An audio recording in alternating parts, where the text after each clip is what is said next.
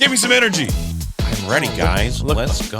He's got the notes and timestamp Google Doc open, ready to go. He does this every episode. He's you just asshole. no, but it hasn't been flashing at us like that. He does it literally every episode. Every Wait, what do you mean flashing? Because you had the mouse over the top tab. It was up on the screen. And Saied is just figuring out the breadth of how valuable you are. Haroon. I honestly, he does. Not only does he do the timestamps in the show like notes, but he has them in a way structured that it significantly helps my editing time. I know, and he also holds his breath for the entire episode for you. Well, if he didn't fucking breathe like he was Darth Vader all the fucking time back there, Nacho Boy would be fine. This guy, he's crazy, man. I didn't know how much editing went into it, Chris. No, look, the last couple episodes. I feel like you still don't know. You got to watch him do it. You got to watch him do it. Jesus, you got to sit down next to me and watch, bitch. with my heavy breathing. Having had rebuilt that entire thing because of that hard drive failure, I can tell you, I can teach you better now than ever before. It was not fun. Oh my gosh. Oh my gosh. Well, speaking of oh my gosh, welcome back to the #1 financial literacy podcast in the world. I am excited to introduce my partner in time, the one and only Saied Omar. Oh, thank you, man. I'm excited to introduce my partner in crime, Chris Nahibi. Welcome back to the show, everybody. And the man behind the ones and twos, the man I belly button French kissed a little earlier this episode. Behind the limelight of the cameras, we rubbed our bellies together. It's true. I saw it. We pushed the belly buttons together. I witnessed it. Yeah, it was a very bromantic moment as we hugged, which you don't do enough of. The listeners don't understand that the bromance is really between you two. It's not between us. It's there. Oh, I would seduce him in a heartbeat. Speaking of him, DJ Haroon, everybody. Hello, everyone. What's up, man? Dude, I didn't get the memo about matching outfits. No hats either. Like, at least one of you guys always wear a hat, too. I didn't catch this. I got to be honest. I didn't even remember we were recording today. Yeah. When Saied told me, I was like, fuck. I literally messaged him an hour before we were supposed to be here. It was like 40 minutes. Yeah. And I just like made a plan with Joanna to like watch like a show and relax. I know. And I was editing. I'm like, baby, I'll be done in a little bit. And then I was like, yeah, honey, you know that part where I said I love you earlier? We're going to test that. Yeah. We're going to test how much you truly support the show. Yeah. Funny, same thing happened with me and Marcel, too. I was like, hey, Merce, I have to go. She's like, where are you going? I was like, the podcast? She's like, it's Wednesday. You go on Thursdays. I was like, wait, did I not tell you? And she's like, just go. Hey, you want me to throw some salt on this? Yeah. Are you ready, Haroon? It's for you and me, baby. Saied, why are we doing this? We're doing this to accommodate me.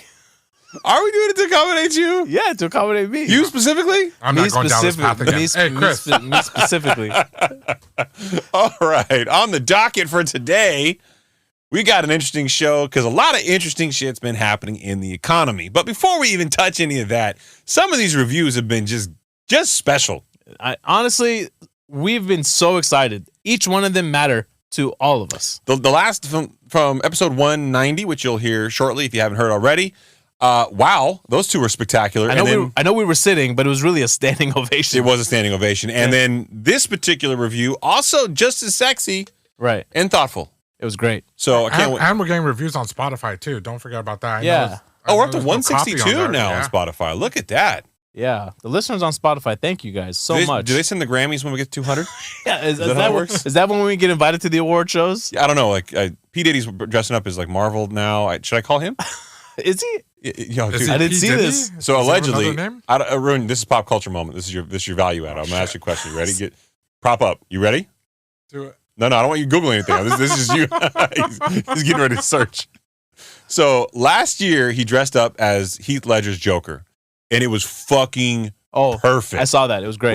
Right. And allegedly he got a cease and desist letter from DC. No kidding. Or from I think it was the Brothers? studio. Yeah, Warner Brothers. And I was like, okay, well that's weird, but I get it because he looked so spot on. It was all over social media. I thought maybe, but then he dressed up like the Dark Knight Batman this year with the full Batmobile and like the gun, the suit. No way. I mean, he didn't put any face makeup on, so it was really just him in the suit. But I mean, it was all movie quality shit. Oh. So was that all like just to hype up before this, or did he really get the C&D? Haroon? No idea. Oh, pop culture, baby. That's right up your alley too, man. I know. That's the type of useless shit that you would know. No, he's really into the comics. I used to. I love comics. Comics the shit. You guys were both you guys read the comics growing up? No. I grew up went to cousins' houses. They had it. I never cared for buying them. Oh, so kind of what I did with Playboys. Yeah. Yeah, got it. For the articles. Oh, what? There were pictures in there? Yeah, exactly. True story. When I was a kid, one of my neighbors, who's actually a celebrity now, which is also weird, his parents had gotten divorced, and that just goes to all the nostalgia of the story. It just goes away. Just crushed it. Well timed. Yeah. Thank you. So when I was a kid, his mom had gotten remarried, and his dad was a badass. Okay. Right? Just total Guns N' Roses era, like all about that. I Right? see. Yeah. Got you. Okay. He had a stack next to his bed of Playboys that were like probably 4 feet high. Just no fucks. Just No sitting fucks, right just there. sitting there. And I'm not gonna lie. I mean, I know my mom listens to the show from time to time. Sorry, Mom. We would look at those bad boys from time to time. Wow. Yeah, it shaped every bit of the pervert that I am today. That's what it was. Explains a lot, right? Yeah, that's what it was. Now you know. Now you know. Makes sense. It's all coming together now. Yeah, somehow we got to go back into finance from that. I'm not really sure the transition. How are we gonna do this? Yeah. Though they had articles, we're about to get into some articles. Yeah, sure. Why not? It's been an interesting week of data and just economic happenings, if you will. The Federal Reserve has left rates unchanged. And while we did call that, and it was not a huge shock, I will say that it was probably one of the weirdest meetings I've listened to in a while. I agree. You actually tune into this one, huh? I got a couple minutes of it in between some meetings in the office, but the demeanor was notably different. Jerome Powell looked like somebody had said something to him. Yeah, and he didn't have an iPad this time. Yeah, no iPad. What was up with that? Well, so you just brought it out for one, and you didn't need it for this one? I didn't understand. Like, so did he not print physical notes, or like was he watching himself? Ooh, maybe there's arrogance. Maybe there was something going on with the teleprompter last time, because he was reading off a teleprompter this time. I could tell. He didn't have glasses on both times, did he? No, he did. He had glasses on today. Huh? I wonder what that. Oh, anyway, whatever. What should I'm blind. What do I know? Yeah. Well, let's talk about J.P. Morgan CEO Jamie Dimon suspects the Fed may not be done raising rates amid, quote, stickier inflation, something we have talked about a lot, and it comes down to, spoiler alert, kid, rent and rent equivalent. Yes, it does. And we're actually going to get into why he thinks that and how, I know up until now there's been a steady pattern, and we may have broken off from that steady pattern, but we're now getting to the point where the Fed can truly be data dependent, even though for whatever reason this time he chose not to cite the data dependency. Yeah, he was very, very, very different. Yeah. I feel like somebody started threatening him. Yeah. Like maybe, just maybe, hypothetical here, kids. Okay, let's just put on our tinfoil hats and never take it off. Yeah, we should actually bring foil in to do that during the show. Every time, and we should just put it up. Yeah, and then put it on the head. Dude, that's a great idea. We should do that. I love that. or just have them permanently behind us on the shelf because we use them a lot. That's true. Mine's gonna be shaped like a spire. In any event, I'm looking at all the things that's happening with the Fed, and I'm looking at stuff in the economy. We've been right about a lot of some of the things we've said. Yeah. But we've been definitely a different voice than most people are hearing. Mm-hmm. I don't know that Jamie Dimon really knows any better than anybody else, but it seems as Jerome Powell may be second guessing himself a little bit. You think so? I got a vibe today where it seemed to me like more like frustration and the FOMC going, oh shit. Okay. And I got a surprise article I'm going to throw in here from Wells Fargo's newest prediction about home prices and what this might mean for the home housing market. Okay, great. Yeah. And then, of course, for those of you listening to the show, you know the National Association of Realtors.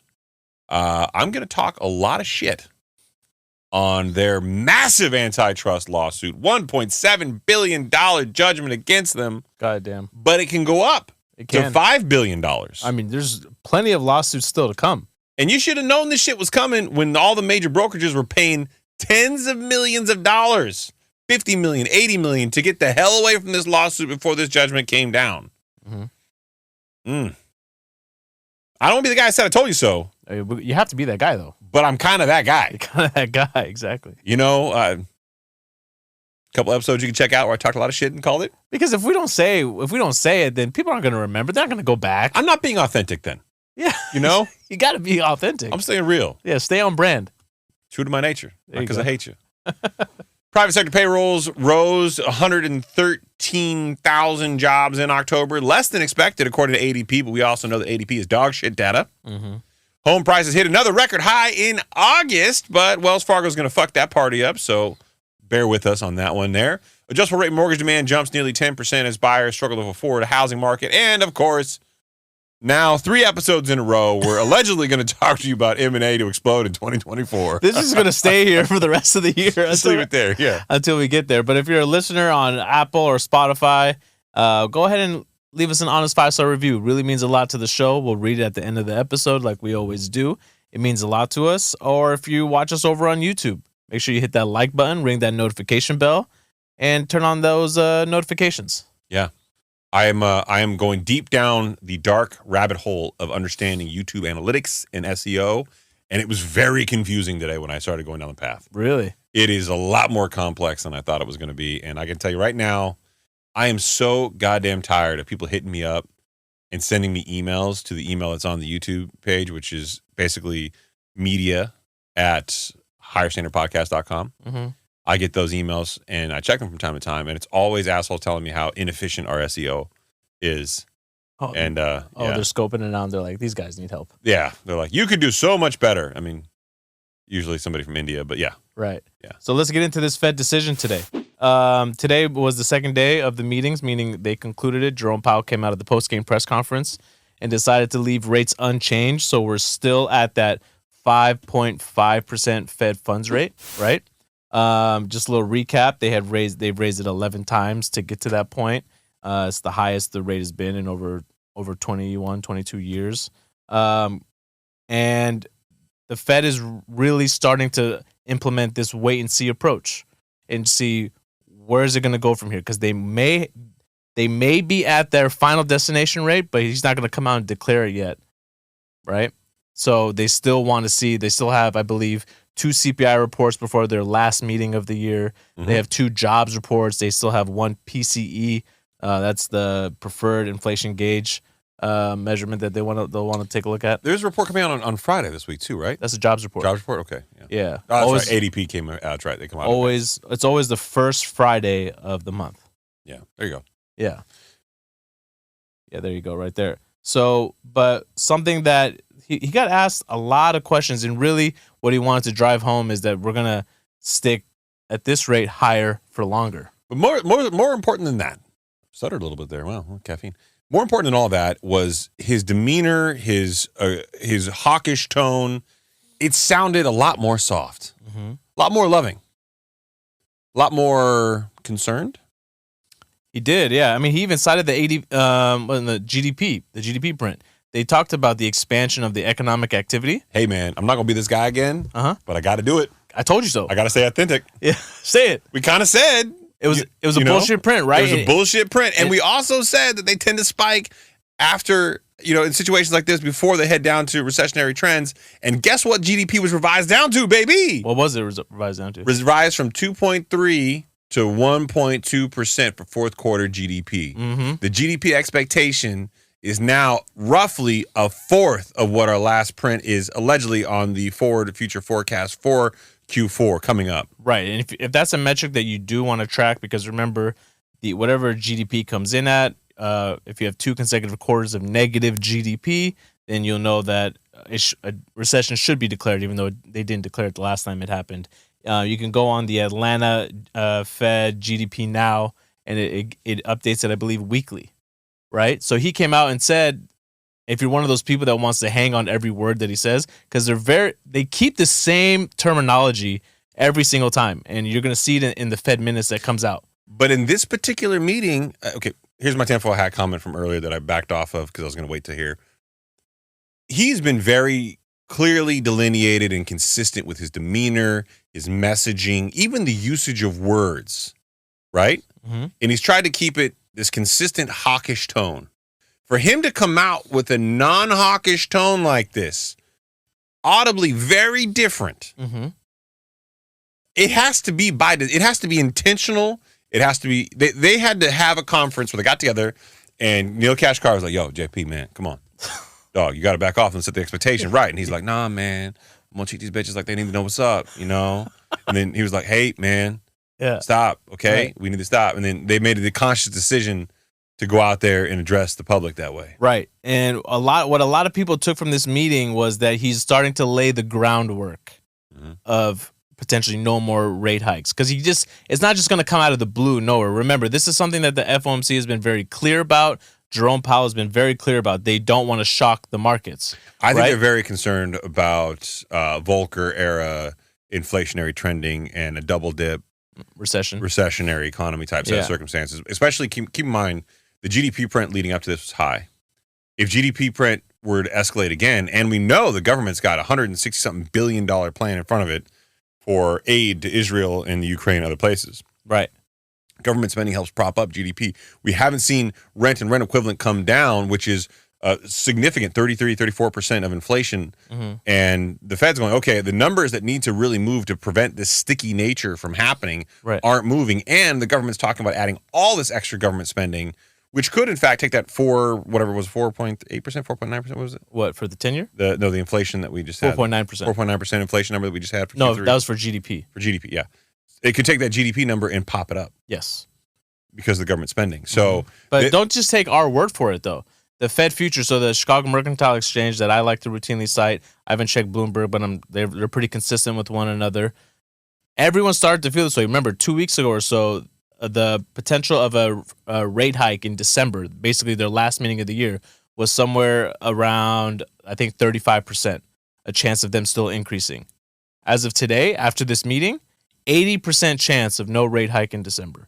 So that's just the market telling you that they don't, based on what Jerome Powell came out and said and how he said what he said, everyone thinks that he's starting to lay the groundwork of no more rate hikes, right? But remember, there was this dot plot at the I think 2 meetings ago. Meetings ago, before the actual Fed announcement, there was a dot plot that came out. Yes, and this is the question. Some of the questioning that he got like during the meeting, right, was, well, on your guys' dot plots, I believe 12 of the members said that there was room for one more rate hike by the end of the year, and he wanted to make sure everybody understood. Listen, the dot plot is just a snapshot in time of where we think it's going to go.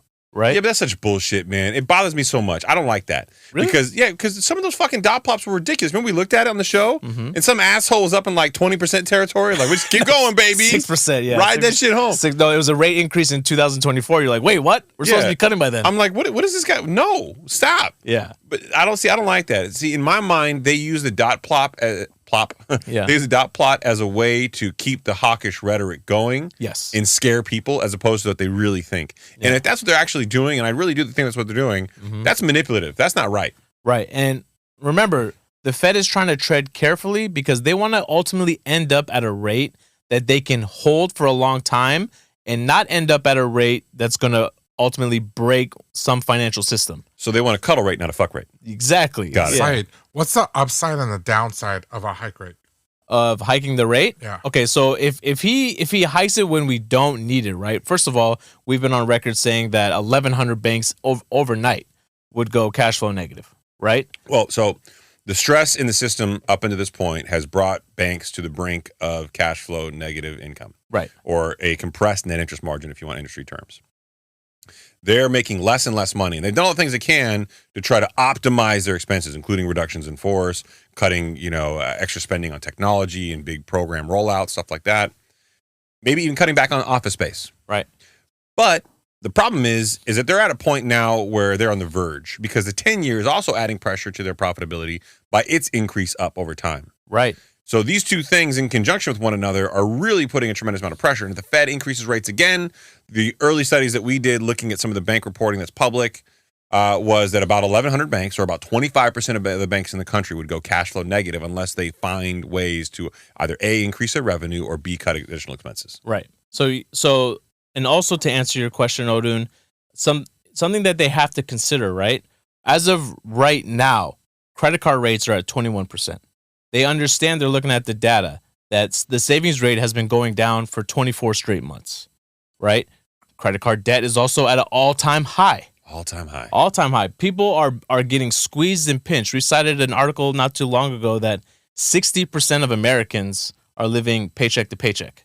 Mm-hmm. And, of the 40% that have the ability to still save every month and have a savings account, right, with some money in it, an emergency fund, I think only 20% of them have anything above, or actually have 20% of them have a savings of $5,000 or less. And you're like, okay, how much of an emergency fund really is that, right? So it's not going to carry them through this potential hard landing. And if they go up any further and the consumer gets squeezed too much, then, I mean, that's when shit's going to hit the fan, man. Can I be honest with you and the listeners? And Haroon, maybe you too, if you're even care about my opinion anymore. Do it. Okay. Oh, he didn't like that you didn't address him. Who? And when he asked the question, he said Saied. You should have said Saied and Chris.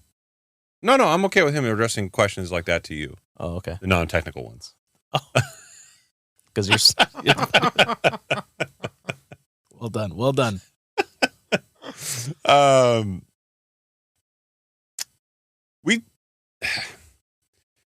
I've got in the business that it's hard for me in times not to get negative with the things that I'm seeing on the front lines. Keep in mind that the nature of my job, I'm seeing people's financials from all sorts of different business backgrounds. I'm seeing their personal financials, I'm seeing their business financials. I'm immersed in the economic data, and the last couple of weeks have been really, really difficult because I'm looking at the data, I'm looking where we're going, I'm looking at the things that are happening, and I am now at a point where I am legitimately afraid.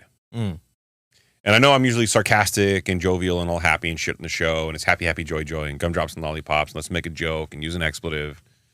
But I'm being dead serious here. Like, I am legitimately afraid, and a lot of the people who have been probably the biggest people out there pumping up the bullshit with the, oh, real estate economy is going to be fine, or, oh, wholesalers are never going to go away, and, oh, everything's going to be great.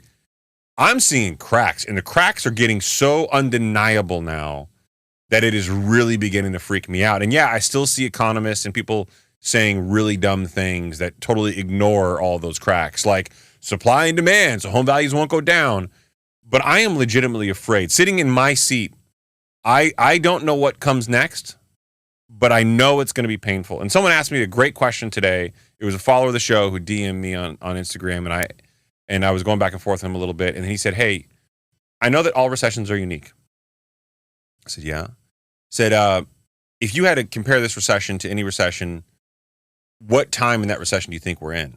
And I was like, that's an interesting question. And I said, I would compare it to 2006 leading into the Great Recession. And he responded back like, uh-oh. And I'm like, yeah. Like, all the things you're seeing now, this ain't the painful part yet. No, right. It's not the painful part. And what we started talking about early on in the show, and something that actually has surprised me the most, that unemployment has somehow managed to still stay relatively low, right? And I know that a lot of people have had their hours cut and haven't been laid off yet completely, right? Mm-hmm. But what we're still really afraid of is unemployment is going to rise. And when you hear a number like 60% of Americans are living paycheck to paycheck. Just to chime in real quick, that has gone up to 65% according to Nude. Fact check him, boy. Yeah. Get after him, boy. There you go. 65%, Saied. 65%. This is according to Barron. Haroon, tell him. I went up 5% since August. Yeah. Since August. So you just got fact checked by the best. Well, I just want to check it. I was like, damn, 60%. No, that's your job. Anytime you want to fact check Saied, you do that. Yeah. So something like that, right? You think to yourself, where are people? What's going to happen if unemployment does in fact spike up? And we know that companies like the Magnificent Seven have really been propping up the stock market, right? NVIDIA has been propping up the stock market, right? NVIDIA, right? Oh, yeah. However you pronounce it. I got you. Don't worry about it. Okay. He's here to fact check. Can you say statistically? No. Yeah, I didn't think so. Statistically. Oh shit. Yeah. So they've been really propping up the economy, and the stock market, I should say. And what I heard somebody, a talking head talk today on CNBC, they were saying, look, the lag effects this time are taking a lot longer. I think we've now reached over a year since the last 75 basis point increase. Oh my God, really? Yeah. Okay. It's felt like an eternity. So typically speaking, the lag effects should have started to really showcase themselves. And what this person said, this person worked over at JP Morgan. He said, look, I'm not worried about the large cap companies. I'm worried about mid cap. Oh, yeah. Small cap. 100%. The private sector, because this is the stat that he threw out. He said the S&P 500 companies, they employ 12 to 13 million people. Yeah. That's it. when you combine the mid cap, small cap, the private sector, we're talking about 60 to 70 million people. Yeah. All right.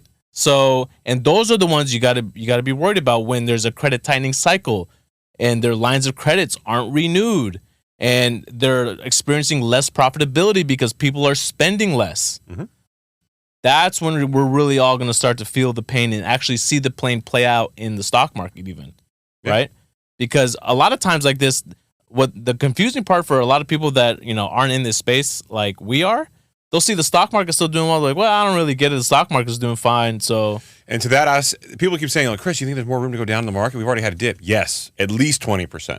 At least 20% more that can go down in the next year and a half. Right. Yeah. I would not surprise me in the slightest. Yeah. And just to break that down a little bit further, I did some digging on that. So just so you know the difference between small cap, mid cap, and large cap, right? Small cap company is a company that's valued at $250 million to $2 billion. Mid cap is any company from $2 billion to $10 billion, and a large cap company is any company valued more than $10 billion. Yeah, and I had some examples too. So small cap company, someone like Foot Locker. Foot Locker is only valued at $1.96 billion. It wasn't always a small cap, by the way. Right. They've lost a tremendous amount of market share. Mm-hmm. Valuation, by the way, you can find their market cap on anybody's stock ticker. If you look them up, whether that's Yahoo Finance or anybody else, you just type in the ticker symbol, and it'll come up. And one of the things you always see on everybody's chart is their market cap, their market capitalization. That's what Saied is referring to. Yeah, it's the outstanding shares of the company multiplied by the share price, right? And so a mid-cap company example, CarMax. I don't get them, man. $9.8 billion. I don't get they're just a used car dealership, but the whole, you can trade in the car. They always screw you on price. Like, I don't, but they give laziness? I think from what I hear, they give the best price.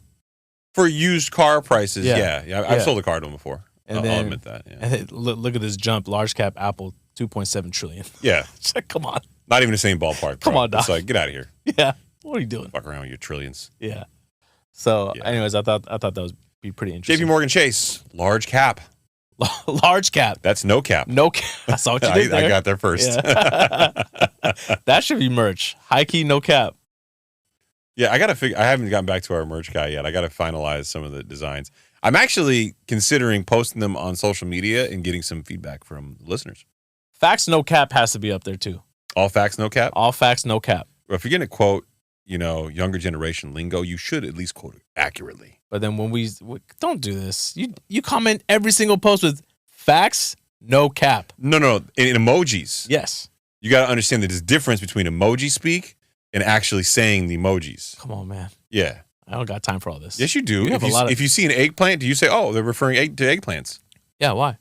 Okay. See, there's your problem. Now you know disconnected. Oh, okay. Haroon and I actually know that means pasta. Pasta. Yeah. Got it. Ratatouille. Ratatouille, Here baby. you go. One of the best. One of the best. They have a ride at Disneyland? Ratatouille has a ride in Disney World at Epcot. Okay. Yeah.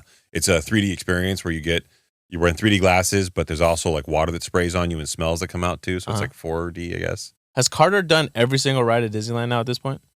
In Disneyland in Orange County? Yeah. Oh, yeah. Well, no, not every ride. There's some rides that he can't go on still. Oh, I see. Okay. But he likes like all the roller coasters and the fast stuff. And all that stuff. So he goes on like all the kid rides. His favorite is Pirates of the Caribbean though, man. Oh, nice. Yeah. How cool. Love it. He hasn't seen the movies yet though. He doesn't like them. You've already introduced it to him. Yeah, he's not. Yeah, no, not his thing. Was it scary or? Yeah, I mean, he's just got no real interest. How old is he? 4? 4.5. 4.5. Introduced Pirates of the Caribbean at 4, man. Wow, good for you. I figured, dude, it's Johnny Depp. It's Disney. I figured. Other than the alcoholism, there isn't a whole lot there to be afraid of. Okay. The monsters? It's not like Marvel where people are getting like their heads blown off. Yeah, it's true. So, what monsters? Like the kids these days, the monsters are different to kids, bro. Yeah. Keep in mind, he watches like Spidey and Friends. That's different, man. And they really toned that shit down. Come on. I get that, but the concept of good guy, bad guy, it's all there. No, that's another level, man. What are you talking about? No, man, I try to use real world examples. Haroon and I, good guy, Saied, bad guy. Oh, obviously. So he knows. Yeah, he knows. Yeah. Speaking of good guys, you want to talk about JP Morgan Chase a little bit, or you want to keep reflecting? We apologize for this brief interruption in the show. For those of you who followed the show for any length of time, you know that 6 or 7 years ago, I started getting my blood work done regularly. And every single year, there was a clear, intangible difference in my lab results that were coming back. That also coincided with me feeling really tired and really sluggish. I decided to start going on hormone replacement therapy, and I found transcendcompany.com. Transcend has become a very valuable partner, and they actually sponsor the Higher Standard podcast. I'm not telling you that you absolutely need hormone replacement therapy or peptide therapy, which they also offer, and I do highly recommend. What I'm telling you is, I think you should do what I did really, really early on, just so that you have a baseline number. And what we've done is come up with a collaborative way with Transcend to help you do that. In the show notes, whether you're watching YouTube or you're listening on a streaming platform, you'll see a link to transcendcompany.com/THSP. That's transcendcompany.com/THSP. In that link, you can click, put in your information, and one of the representatives will come and contact you at your convenience the way you recommend, whether that's email, mobile, or text message. And they'll help coordinate a blood panel for you. It's all via telehealth, and you can go to a lab near where you live, wherever you live. Within a couple days, you'll have a lab panel.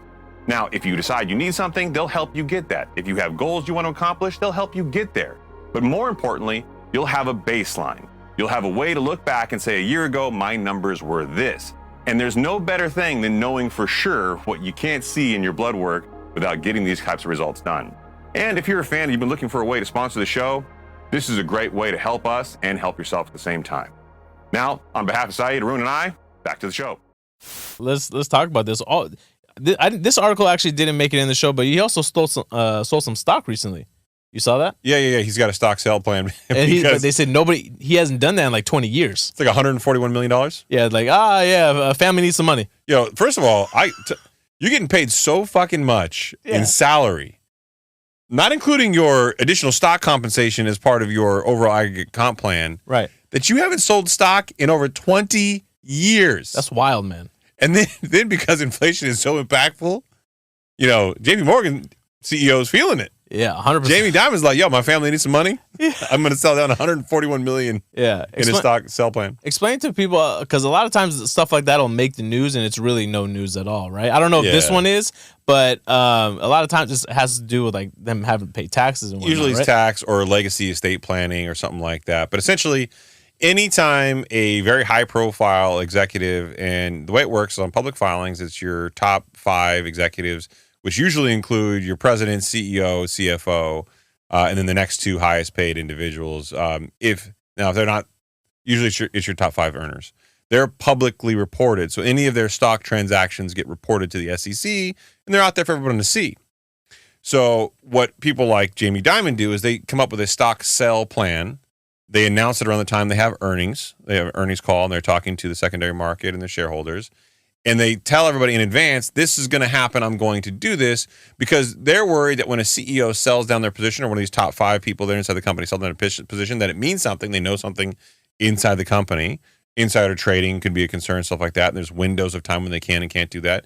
But number 2, it shakes the confidence of people who would otherwise be would-be buyers of their stock. Well, if the CEO's selling, maybe he knows something I don't, or maybe he's going to retire, and he's the reason why I want to buy, And so there's lots of reasons that people speculate on it. So the best way to get out is to get out in front of it and to disclose it the way he did. It just so happens to be at an interesting time in the economy. But I think it says a lot for a man who hasn't done it in 20 years to be selling now, and the overall current economic position of the country. Right, exactly. And especially given the take that he says in this article from Yahoo Finance. JP Morgan CEO Jamie Dimon suspects Fed may not be done raising rates amid stickier inflation. And the quote that really stood out to me in here, he says, quote, "I think there's a chance that inflation is just a little stickier than people think, and their fiscal monetary stimulus in the last several years is more than people think. Unemployment is very low. We'll see." All right, so right away, 2 things jumped out at me as absolute facts. Okay. No cap. No cap. Okay. Number 1, JP called him up. Jerome Powell called up. Jamie Dimon was like, hey, yo, JD. JP to JD. JP in the house, yo. Yeah. He's like, yo, holla at your boy. And he's like, all right. What you need? And he's like, well, I'm going to come out sounding kind of dovish. I need you to get out there and sound kind of hawkish, because we got to lay that pipe. Yeah, exactly. So it's good cop, bad cop. Oh, that's what they're doing. Yeah. So they've now decided that this is how they're going to handle it. And number two, clearly, Jamie Dimon is listening to the Higher Standard podcast, where we've been saying this ad nauseum for a number of months now, that stickier inflation, this body fat analysis that we've been using as a metaphor, the farther you go down closer to 2 to 3%, the harder it is to shed the extra pounds of inflation, if you will. Yeah. And he's right. Now, do I think the Fed's going to increase rates? If you go by the overwhelming probabilities by the Chicago Mercantile Exchange, Bloomberg's World Interest Rate Probability, and just the overall rhetoric, I don't think so. But there is so much that's unknown. The last GDP print versus this one, you got geopolitical events, you got unprecedented government stimulus that's unwinding, but then you got unprecedented government spending coming up for what at least is one or not two wars going on. So there's a lot that could happen, that could change this, all before an election year where all this stuff will be stigmatized and talked about a lot in the news. Right.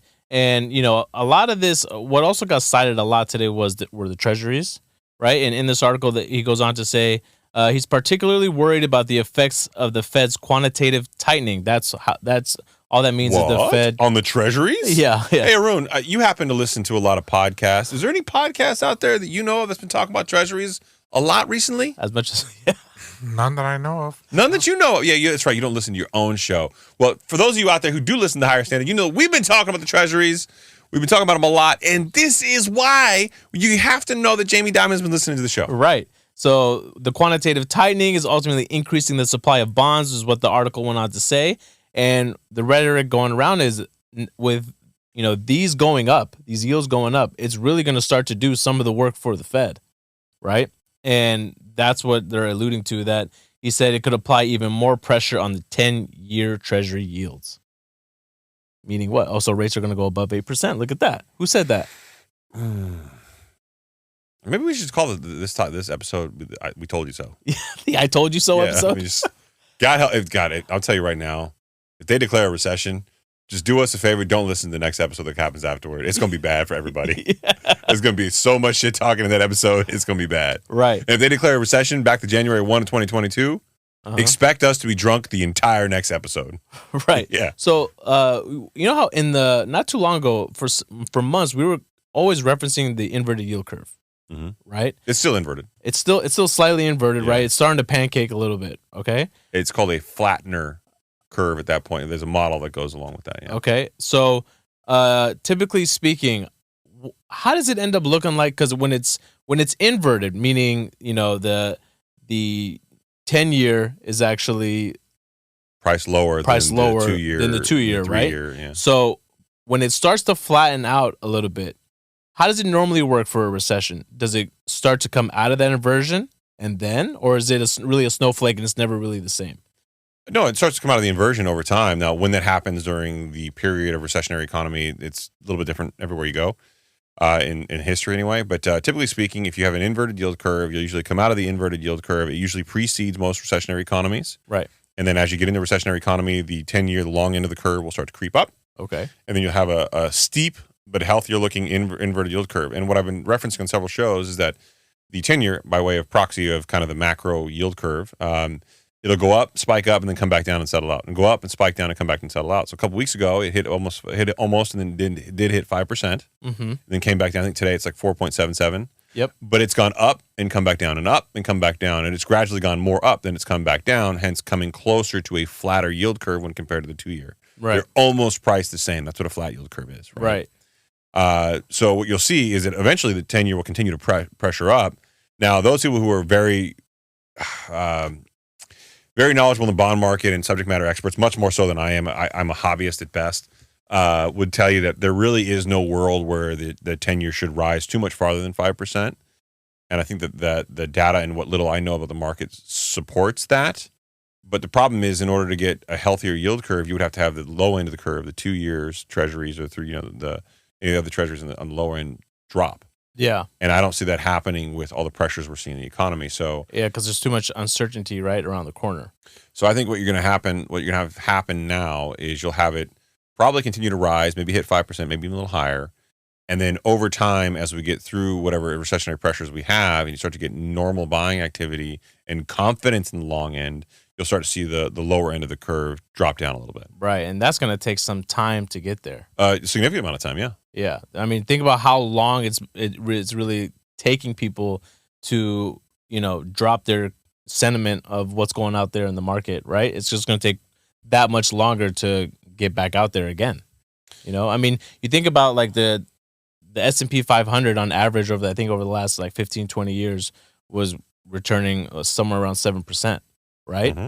You got treasuries offering you damn near 5%. You're like, I mean, is it really worth me risking my money over in the S&P if I could just get 5% right here? So I have an interesting article, and I'm just going to paraphrase it. This, according to the Master Investor, which is kind of a weird Instagram page, but I looked it up, and it's real. The housing market is headed back to a 1980-style recession, according to Wells Fargo. Any thoughts? Any thoughts? Yeah, do you think that's true? I mean, rates in the 80s were pretty wild. I mean, I think they averaged somewhere around 10% for the entire decade. Mm-hmm.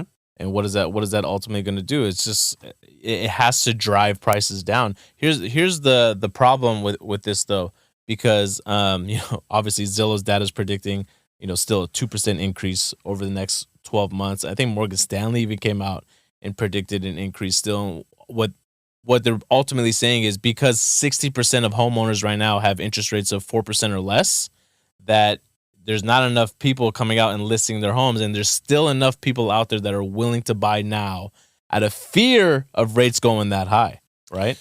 Well, here we go. In a new commentary piece, Wells Fargo economists made their take on the situation crystal clear. The article is titled, "Rising Borrowing Costs Stand to Tip the Housing Sector Back into a Recession." Well, that's an interesting way of putting it. Are we going to look back and say we've been in a double dip recession then? Maybe in January to June, a little bit of time out of that, and now we're going back into a second one? Yeah, maybe. Who knows?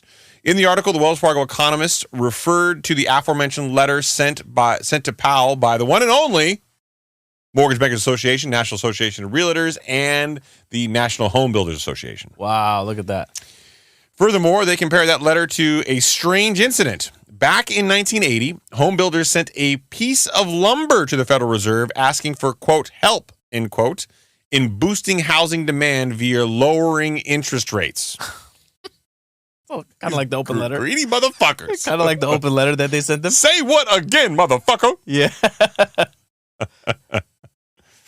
On top of that, the Wells Fargo article observed that mortgage applications for purchase have retreated in recent weeks. Not only that, but these applications as of October 20th have fallen to the lowest level since 1995, when Saied was less than 10 years old. It's true. Were you really? Yeah. God damn it, I feel old. Yeah. Thus, the not-so-subtle message is that the 1980-style real estate recession is, in fact, possible. So that's the other thing that Jerome Powell did in today's meeting. So remember that open letter that we recently discussed from the Mortgage Bankers Association, National Association of Home Builders, and the National Association of Realtors? Right. One of the things that they asked Jerome Powell to come out and do at this meeting specifically is to say that they're done raising rates. And he was very specific about he's not sure. We'll continue to see, how this all plays out. And that's just a kick right in the ding-ding to, the Mortgage Bankers Association and National Association of Realtors and National Association of Home Builders. Because they specifically asked him to do that to help out their industry. And he's like, nope, not going to do it. Not only nope, didn't even acknowledge it. Yeah. I'm sorry, y'all send me something? Yeah. I didn't see anybody ask him the question. Oh, I thought y'all were joking. I wish somebody would have raised their hand. But I know. I thought there was a guy who stood up who sounded kind of young. I think he was from, I can't remember where he was from, but he, God, it wasn't CNBC. It was somebody else. It was a pretty well-known, reputable source. He sounded super young. I'm like, oh, here it is. Yeah. I'm like, oh, here it is. I just wanted someone to go, hey, Mr. Powell. Yeah. I was made aware recently that the National Association of Realtors and the Mortgage Bankers Association and the National Home Builders Association had sent you a letter, and I just wanted to know that if you got it and had any comments on the matter. Yeah. I was nobody went there. It'd be like, next question. Yeah, I would have been like, I would have been great to go. Who is that? Who? Lawrence? Yeah, I thought he was joking. Right. Yeah. Right. Anyway, Haroon, I put the article in the show notes, so you don't have to click on it or anything like that. I just want to be able to have it for editing, and later on, if somebody wants to click on the show notes later on, they can. Oh yeah. So I mean, with that also we got, because to your point on the housing market now, because homes are so unaffordable. Or can you go to that article, the next one over, the adjustable rate mortgages? This poor guy, we're all over the place tonight. He's trying to keep up, and he's like, "Shit, stop talking." Because house affordability is so low, right? What? Yeah.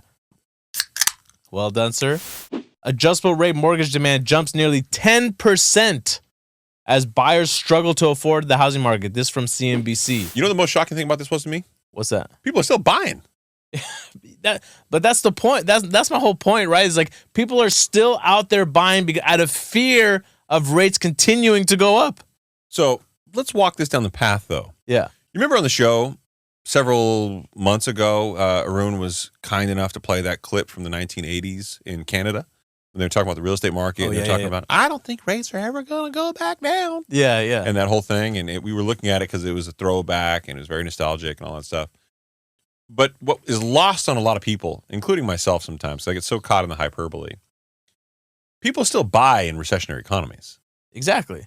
They're still buying. They're still refinancing. Things still happen. Yeah, exactly. It doesn't come to a halt. But you feel like it should. It would make common sense to, right? Like, just wait it out. Well, I mean, to our point that we always say, like something like a home, at the end of the day, if it's a utility of yours, right? Mm-hmm. Like, I'll be honest, if it's me personally and I was not happy about the school district that my kids were in, I would try to move to that area. Or if I saw something and that's what my family wanted, I would probably pull the trigger and I would make that move, right? I mean, not everybody balls as hard as you, though, bro. No, I mean, we would downsize. I mean, I would find a way. I would try to. I would look at it as trying to find a way. A lot of people, there's not as much supply these days. I think there's only 1.5 million homes currently listed for sale, right? Yeah. So there's not enough inventory really out there.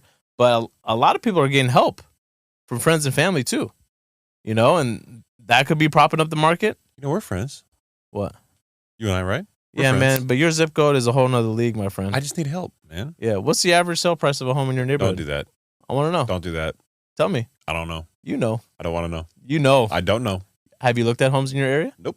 None. Not since 2021. That's a lie. No, I have not looked at homes in my area since 2021. You told me you looked at a home. My home? That's different. No, bro, that's a lie. You literally told me. I don't recall. Oh, how convenient. No. So, son of a bitch, Haroon, what are you doing? Don't pull it up. We can't pull up the zip code. Don't bro. pull up my zip code. We can't pull up the zip code. Don't do that. The show. That's the last thing we need. Everyone hitting up your grocery store. Yeah. Yeah, who got a black card here? Yeah. Hey, Chris, I got you the white monsters. They're right over here. Yeah. Yeah. So can you go back to that article, dude? The adjustable rate mortgages. Haroon, hold on a second. Haroon, Yeah. I know we're bouncing around. You okay back there? Yeah. Struggling. I know it's all over the place. You all right? Yeah, I'm good. You want us to take a pause?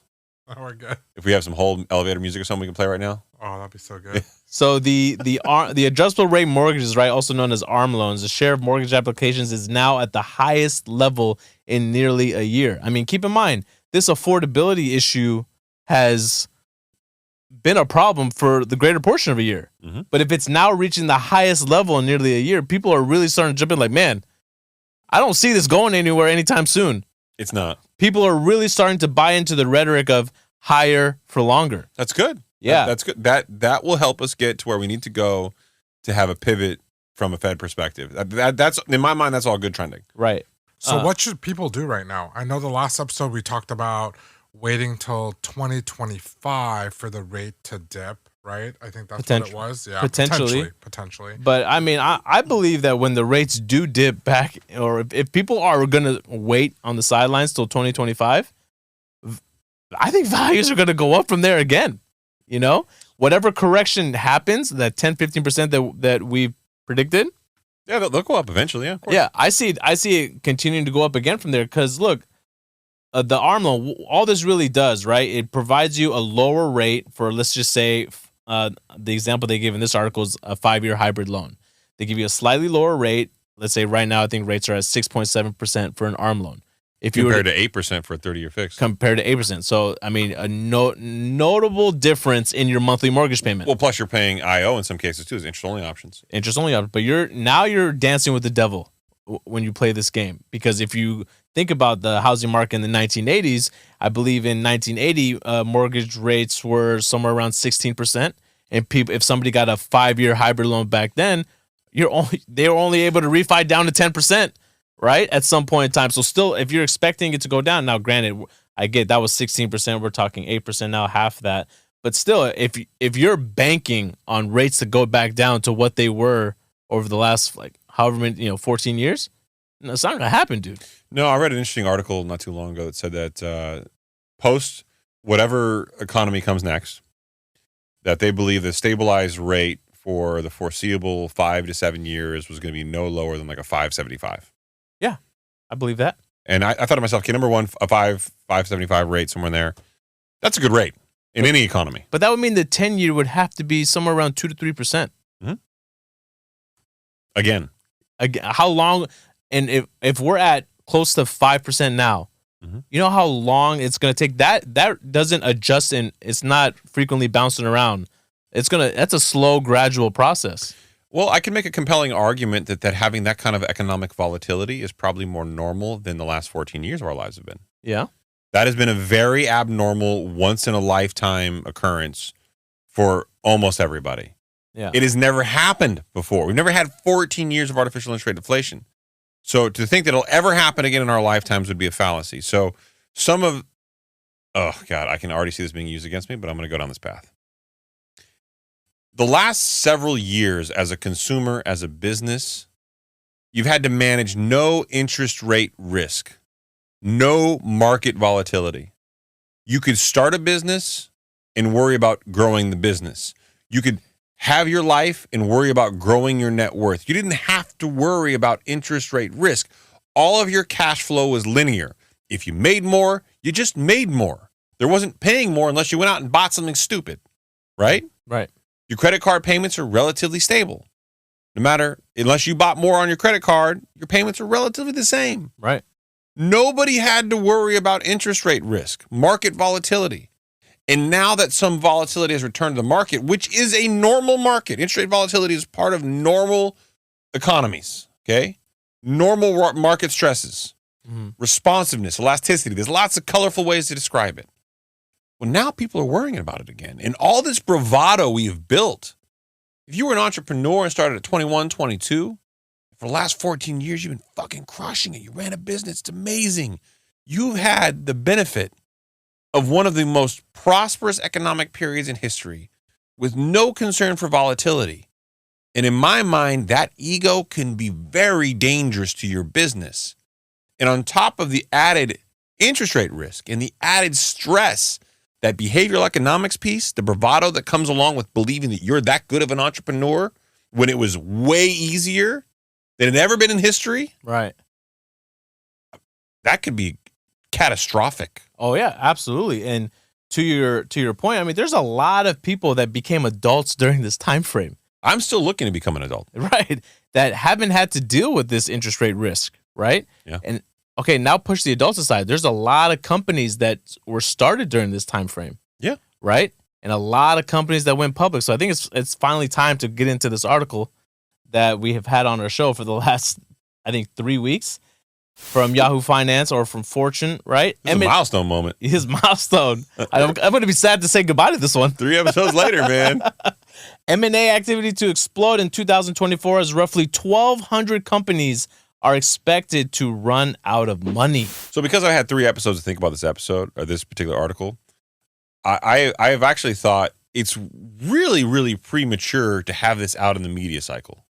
Oh, okay. I do believe that M&A is going to come back, and it's going to be a big, big deal. Mm-hmm.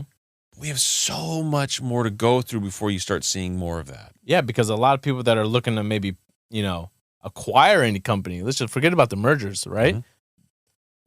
If you truly believe a company's on the down, why would you buy now? Wait. I'm going to continue to wait until you're, just like if you're look to buy into a stock, right? I'm not going to buy now. I'm going to wait till that stock goes even lower. You want to hear something funny? Okay. Is it really funny or is it fucked up? No, it's my usual chippy, witty humor that's everybody finds universally funny. Okay. That is fucked up. Yeah. Probably a little bit fucked up. Yeah, maniacal. All right. You just said, and correct the quote here because I don't want to mess it up, that if you're a larger company, like, or private equity, or you have investor money to put out, JP Morgan Chase. all the monies. All of them. Yeah. It's pretty much owns everything, right? Yeah. You're going to wait because this is on the downward trend. Yeah. And you're going to jump back in when you know you're at the bottom so you can buy, or close to the bottom so you're going to get the best possible deal. Yeah. Right? That's the advice that they are widely understood to be common advice amongst companies. Correct? Yep. Correct. Yet dipshits like Dave Ramsey are out there saying, now's the right time to buy. Got to buy now. Right. Okay. The same logic applies to companies. Companies' values over time, particularly publicly traded companies, tend to rise consistently over time. As a matter of fact, they give guidance. They have earnings calls on a quarterly basis. They provide their SEC financials, and they're always expected to do better and better and better and continue to grow their market cap, referring back to earlier in the show, their market capitalization. That's how you get trillion-dollar, big cap companies, right? That's how you get these companies that size. They've grown from small caps to mid caps to these massive market caps. Right. And they've grown. Okay. But yet somehow we're giving people the advice in the consumer. Right. We're giving the consumer advice. Got to buy. Now's the time to buy. Time to buy now. Home prices always go up. Yeah. Yet every sophisticated person in the business world does not do that with their investment dollars. And the consumers get offended when you go, don't listen to real estate agents. That's bullshit advice. Yeah, that's a really, really good point. And to anybody out there that's telling you, like, if you go to buy a home, it's okay. You'll have your equity in the home and you can sell the home. Look, that's not liquid, right? No. Especially during a time like this. You don't want to be dancing with the devil during a time like this where your house could then ultimately stay on the market for 30 days. That's the second 45 Dancing days. with the Devil reference. Did you watch the original Batman recently? No. You ever dance with the devil in the pale moonlight? I know. Maybe that's going to be my new saying. Yours is down the rabbit hole. Mine's dance with the devil. Mine's a sexual reference. Is yours a sexual reference too? Just to be clear. Yeah, sure. If you want it to Is be. that what you call it in your household? If that's what you want it to You be. dancing with the devil? Is that what you want it to be? Always sexual undertones with you. It wasn't an undertone. That was very much an overtone. I think dancing with the devil is not viewed as a sexual, having sexual undertone. Very religious. Is it? I don't know which one's more offensive these days. These days. I'm very confused. I know. Haroon? Pop culture? Yeah. What about it?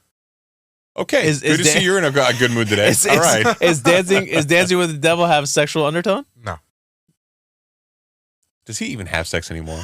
Oh, wow. Don't bring his wife into this. I didn't. So in this quote from this article, they interview somebody, a portfolio manager over at Discovery Capital Management. He says, one reason companies go public outside of the prestige factor is that it helps them raise capital. I know you've routinely said on the show, it's a long, painful process to take your company public. I don't think most people who are small, mid-cap size should really go that route unless they need a liquidity event, if they own the majority of themselves, or if they need the capital. There's reasons why companies do it, but I think it is certainly romanticized. Yes. And he said many cash-strapped businesses haven't been able to list their shares since IPOs have largely been on hold since early 2022. Yep. So far this year, 300 private companies have gone bankrupt. Yep. Okay? According to our models, there's 1,200 private companies right now that by the end of 2024 will run out of cash. Yep. So by the end of if that's known out there to analysts, to investors, right? I mean, look, I said JP Morgan Chase, who I should have been citing is Berkshire Hathaway. Your boy Warren Buffett and Charlie Munger over there sitting on a whole lot of cash. I think maybe the most amount of cash that they've ever really sat on. Why do you think that is? Bro, you know how many people, when we commented about that, about them moving to cash, like, they do this all the time, man. Yeah. You just don't understand how Warren and Charlie do their thing. And I'm like, and you do? Yeah. Why do you think he's sitting on all that cash? They're like, he's just going to cash because that's what he does I'm like, or you're an ignorant asshole who knows jack shit about Warren Buffett and Charlie Munger. Yeah. So, I mean, they're looking to buy too when the time is right. Yeah. Same guys are like, they love Bitcoin. No, they don't. Yeah, maybe that'd be something to really look out for is when you start to see some private equity companies or companies like Berkshire Hathaway, right, coming out and you start seeing them picking up, maybe like, oh, wait. No. Here's the problem: is that would be a little bit late in the cycle. Okay. Just keep in mind the M&A activity. There's due diligence. There's research. There's time that goes into it. So how There's long is it, like investment start to finish on average? Would you say? It depends if it's troubled or not. But I mean, I would certainly think at least 2 quarters, 6 months. What do you mean by troubled? So if you need someone to come in and let's clarify. A merger, 2 companies come together, they merge. There can be a merger of equals. There can be a take under where the smaller company effectively buys the bigger company, but it looks like a merger, right? There's also just a straight acquisition. I'm buying you, you're now me, right? Yeah, and our name takes over. Yeah, JP Morgan Chase taking over First Republic Bank. Damn, why you gotta say that one? It's too soon? Yeah, I mean, it is what it is, Is it right? a freshie? It's fresh. Yeah, okay, Yeah. well, yeah. Anyway, that's an acquisition, right? Right. So they waited till they were effectively sold by the FDIC, it looks like. Mm-hmm. So, I mean, who knows how the inner workings all worked out, but they were effectively sold in the 11th hour. Maybe it was on their own volition, but they were sold in a fire sale because they had something pushing up against them on the back end and their financial position and the regulatory pressures they had. Yeah, the regulatory pressure, I'm pretty sure, had a lot to do with it. So, yeah, if you're them, right, you're going to wait to navigate that, but they didn't. It's rare that someone like JP Morgan would announce that as quickly as they did. And they clearly did that as a favor to the regulators and to the bigger oversight. That's why we kind of joke about Jamie Dimon going like, all right, JP, I'll help you out again. You know, you need to buy somebody at a discount. Exactly. I will go ahead and do it for you. I mean, that's what it is, right? Right. But generally speaking, if somebody says, hey, Saied, I want you to buy my business, you go, okay, well, give me your financials. Let me do some due diligence. Let me do some research. That takes time. And usually these deals are shopped vis-a-vis an investment bank and an investment banker. So investment banker says, hey, think of it as like realtors for businesses, right? They're going to put together all these analytics, all this data, and they're going to try to market you to other bankers and find a partner with you to, quote, merge or be acquired by or to buy somebody else. Right. So, yeah. Yeah, so it really takes a long time to go in there and do your due diligence, especially during a time like this. You might drag that process out a little bit longer to make sure to see, well, let's just see if it goes down a little bit further. Yeah, think about it this way. If I'm buying a home and you're in foreclosure and I know you're desperate, right? Yeah, exactly. I'm going to go, I really want to buy your property. I need a little more time to think about it. Yeah, and there's not a lot of people out there that's sitting on a lot of cash. Or what about this? What if I saw that your house fell out of escrow once already, and now I want all the inspections? Yeah. You know what I mean? I'm not waiving any contingencies. We glorify investment bankers, and for those of you who don't know, I always grew up like romanticizing, I'll use the word again, the idea of investment bankers. And I was so in love with the concept when I was in college and even in law school. I thought it was like, oh, M&A activity, it's so cool, it's sexy, it sounds amazing, right? Mm-hmm. And then I spent some time in New York and around the space, and I can tell you unequivocally, it was just like the West Coast mortgage banking kind of group, right? Where people had these massive call centers and they were calling, and it was wild times, drug fueled, because there was just everybody's living on the edge, trying to put in as many hours as they can, because the more hours you work, the more you got. And it wasn't as sexy. It was kind of dirty the more I got into it. Mm. So if you take away the stigma of all the things you think that it may or may not be, and you look at it at its most simplistic, it's no different really than the kind of baser concepts of a real estate agent working with an individual. It's just an investment banker working with a company, Mm-hmm. and they're selling your company Yeah. or helping you buy another company. It's Right. not that much more complicated. Mm-hmm. I mean, Got it. I'm boiling it down very simple, but Yeah. Yeah. Yeah. All right. Should we get into this review? Are we through all the articles that we touch everything? We get into private payrolls because we think that's a load of crap. Yeah, well, here, besides I'll summarize. Jobs report is coming out Friday anyways. Yeah, job report comes out Friday. Today is November 1st, the day after Halloween. Happy Halloween, everybody. Yeah. ADP puts out some early jobs numbers pretty much every quarter, and they're always completely fucking off base. So Yeah. fuck them. But this one did come in lower than expectations, which I thought was actually notable. Yeah, I don't believe anything ADP says. Yeah. So fuck them. Exactly. Final answer. All right, final answer. Let's see. Let's get into this review from Chili Willy Billy. By the way, so Chili Willy Billy, okay, Yeah.